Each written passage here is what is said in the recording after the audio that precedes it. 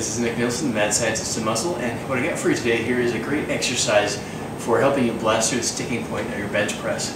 Now, what you're going to be doing here is what looks like an ordinary bench press up until a certain point. What you're going to be doing is taking the bar off, coming down to the bottom, and then pressing up right up until just below the sticking point. You're going to hold that position, just exerting isometric tension right there for 4 to 5 seconds, and then power through that sticking position, the sticking point I should say. This is going to help by actually making you work more at that point where you need to get that past the sticking point. One of the things that happens with the sticking point, and the reason it kind of messes people up, is that they try and get past it as fast as possible. And there's nothing wrong with that, but it also doesn't develop specific strength at that point in the exercise. So when you get into like the 1 rep max and the really heavy grinding reps, you'll find that when you get to that point, that's where you're really having to exert that strong tension in that point, and the momentum cannot carry you past that. So that's what we're working on with this particular exercise. Now, one of the cool things I'm using here, and I'll give you a close-up view on it as well here, is a new set of collars that I got the other day. It's called a lockjaw collar.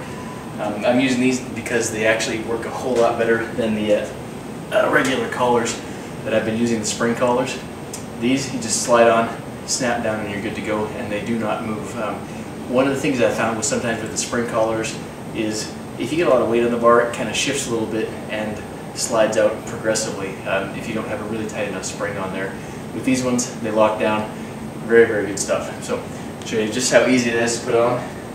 You open it up as wide as you can, slide it on, boom, clip done. So here's what the exercise looks like. Once again, this is going to be stopping just short of the sticking point. You're going to hold for 5 seconds and then press all the way through.